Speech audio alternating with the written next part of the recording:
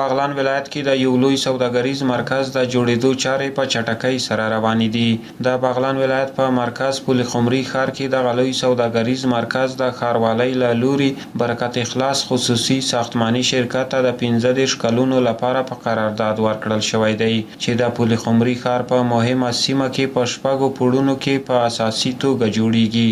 د بغلان والي له ټولو ملي پانګوالو وغوښتل چې په خپل هیواد کې د پانګونه وکړي، ځکه اوس مهال په هیواد کې سرتاسري امن ټینګ شوی او د لویو بنسټیزو پروژو د پلي کېدو ښه زمینه برابره شوې ده.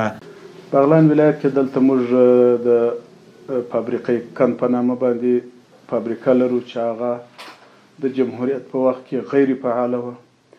اوس الحمدلله د اسلامي امارت په کوښښونو سره هغه اوس فعاله ده، اوس دې ته جوړه ده چې تولیدات وکړي. البته اوس خام مواد تر اوسه نه دي ترتیب شوي ځکه تولیدات اوس نه لري، خو دې ته جوړه ده چې تولیدات وکړي. همدارنګه د نساجي فابریکه لرو چې هغه تقریبا 80 یا 90 فصل کې خرابه وه، هیڅ د کار وړتیا نه درلوده. اوس الحمدلله 100 فصل کې ترمیم او جوړه شوه، اوس فعالیت آماده ده چې داسې تولید نه لري چې بازار ته عرضه شي. البته داسې یو مثالي و یو نمونه‌یي تولیدات لري. دلته موږ فابریکه د سمنټ غوري په نامه باندې فابریکه لرو چې دلته د دې فعالیت ډیر کم و. اوس الحمدلله د هغې تولیدات یو په 2 حتی یو په 3 برابره شي. دلته موږ د پایسازي فابریکه لرو چې پایسازي کې مخکې د 800 تر 1500 پورې دلته تولیدات وه. اوس الحمدلله د اسلامي امارت په کوښښونو سره د 800 څخه بیا تر 1500 پورې، اوس د 6000 څخه بیا تر 8000 پورې. د بغلان والي له بهرمېشتو پانګوالو وغوښتل چې د بهرنیو هیوادونو پر ځای د خپل هیواد ته راستانه شي، ځکه اوس مهال په ټول هیواد کې سرتاسري امن ټینګ شوی او د لویو بنسټیزو پروژو د پلي کېدو ښه زمینه برابره شوې ده. بغلان ولایت ډیر د کاروبار ځای دی. ټولو تجارانو څخه مو دا غوښتنه ده چې راشي په دې بغلان ولایت کې، په افغانستان کې الخصوص بغلان ولایت کې دلته سرمایه گذاري وکړي او موږ په تمامه معنا دوی ته ډاډ ورکوو د هر اړخه دوی د مطمئن وشي را دي سي په افغانستان الخصوص بغلان ولایت کې د سرمایه گذاري وکړي. د بغلان ولایت مسؤلینو وویل په هیواد کې هر ډول پانګونې ته ښه زمینه برابره شوې ده او دوی به د ملي پانګوالو او سوداګرو هر ډول ملاتړ کوي ترڅو د هیواد د پرمختګ لپاره کار وکړي. کوشش دا کوو چې د تجارانو سره، د ملي تجارانو سره، د خپل وطنوالو سره دا کوشش کوو چې دغسې پروژې په کار واچي او دغسې ځایونه جوړ کړي، سرمایه ګذاري په خپل وطن کې وکړي، خصوصا په خپل ولایتو کې په داسې ځایونو کې دا خپله بس یو وطن ضرورت ولري. نو هغوی خو موږ د وطن خلک دي، زموږ ورونه دي، باید د خلکو وطن جوړ نه کړي. راسي افغانستان تیکه تیکه شوی دی، افغانستان 40 کاله تر تهدید لاندې و.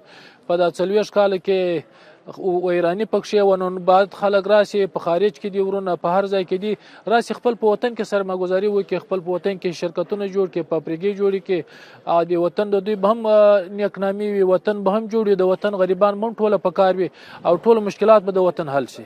دغه ساختماني پروژې انجینران وایي چې یا د سوداګریزه ودانۍ په نوې او عصري بڼه جوړیږي چې پراخه پارکینګ او نور معیاري اسانتیاوې به ولري.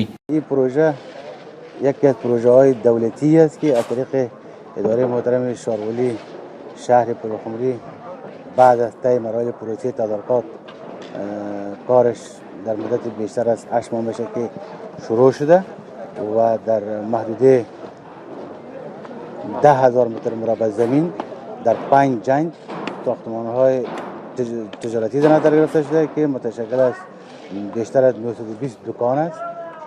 در یک منزل عجیب پارکینگ در نظر گرفته شده، شامل مسجد شریف است، هتل است که با ساخت و ساز این پروژه به صورت عموم مشکلات شهروندان شهر پلخمری به خصوص دکاندارانی که به شکل غیر معیاری در اطراف شهر پلخمری با فعالیت ادامه میدن مشکلات از آنها مرفوع و با همکاری نهادهای محترم دولتی بعد از تکمیلی کار پروژه میشه که این پروژه به شکل منظم استفاده صورت بگیره که هزینه پروژه در حدود بیشتر از 550 میلیون افغاني را اعتبار میکنه. د پل خمري ښار اوسیدونکو د دغه بنسټیزې پروژې د پلي کېدو نه خوښي څرګنده کړه. ویل چې د اسلامي امارت د واکمنۍ پر مهال د دوی په ولایت کې د اقتصادي او بنسټیزو پروژو کارونه پیل شوي او د ښار د پراختیا او ښکلا هڅې روانې دي. شهر پل خمری در مدت 50 سالی که از عمر ما شده بود کسی در اینجا سنگ سر سنگ نمانده بود، ولی مدت 3 سال میشه که با تغییر نظام، با آمدن امارت اسلامی، فضل خداوند پروژه در هر گوشه و کنار ولایت بغلان از سرکسازی شروع تا پروژه زیربنا، پروژه انکشافی همش فضل خدا شروع شده که مثالش همین لحظه که شما میجا صحبت میکنین این پروژه تقریبا مدت 20 سال طول میکشید، جنجال بود، چالشات داشت، دعوا داشت. بالاخره مدت 1 سال میشه که پروژه به پایه اکمال رسیده که فضل خدا فعلا کار شما به تصویر کشیدین که تقریبا 50% کارش پیش رفته و ما تشکری میکنیم از دستاندرکاران شرکت برکت اخلاص و جناب والی صاحب و شاروار صاحب که این پروژه را به پایه اکمال رساندند. الحمدلله مردم 100% خوش هستند. این خو یک چیزی است که عامل منفی است، همه مردم میتونن از استفاده کنن و یک چیز ضروری است در شهر، چون که ما 40 سال بدبختی و جنگ تیر کردیم در وطن، در این چیزا بسیار نیاز خاص داره. زیاد خوشحال هستیم که این رقم تعمیر جور شد. هزار بار شکر میکنیم که تجارت داریم. ما تجارت خود خواهش دارم که مالکتای مردم خرچه میکنه، چرا در افغانستان ما شما خرچه نمیکنه. ماشاءالله زیاد لکس 4 منزل جور کرده، مگم ماشاءالله خب قید. فعلا خودم یک نظر دارم بخیر که یک دکانه کمیجه بر خود بگیرم بخیر.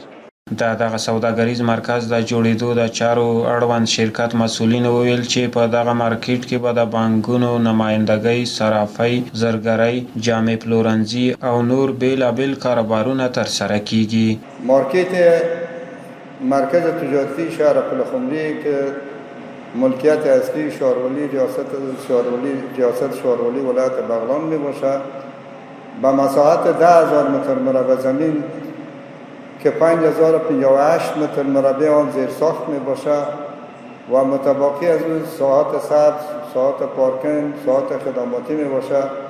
در 6 طبقه اعمار می گردد که دارای مرکز گرمی های سردکن، گرمکن، لفت های مجهز، پارکینگ وسیع که یک پارکینگ ما در روی زمین داریم که در حدود 300 اراده موتر گنجایش داره و یک پارکینگ دیگر در منزل پنجم داریم که در حدود 150 اراده موتر گنجایش داره. مسؤلینو همدارنګه وویل چې د میرمنو لپاره به هم په دغه سوداګریز مارکیټ کې ځانګړې څانګه ولري چې خرڅونکي او اخیستونکي به یې ټولې ښځینه وي. اگر امارت اسلامی هم نظر باشه و ریاست‌های ذی‌دخل به ما اجازه بده، در پلان طور است که یک گوشه از این مارکت یک مارکت زنانه بسازیم که حتی دکاندارشان طبقه مناسب باشه و مشتریشان. اگر امارت اسلامی نظر داشته باشه با ما همکاری بکنه، ما یک مارکت مجهز برای خانمایی که میتونن سرمایه گذاری کنن، میتونن شغل استثماری کنن، میتونن در اونجا یک برنامه تجارتی رو برای بیاندازن، یک رزق روزی حلال برایشان به دست بیاید. یک مارکتی رو که در اونجا فروشنده‌ش هم از این خانم‌ها باشه و مشتریشان خانم‌ها باشه، یعنی طبقه ذکور یا برادرای ما هیچ حق در آمدن در مارکت نداره. دا یادونه وړ ده چې په وروستیو کلونو کې د هیواد په بیلابیلو ولایتونو کې د حکومتي ادارو او خصوصي سکتور په ګډو همکاریو سره دا ډول بنسټیزې پروژې پلي شوې دي چې په هره پروژه کې زرګونو هیوادوالو ته کاري فرصتونه هم رامنځته شوي دي.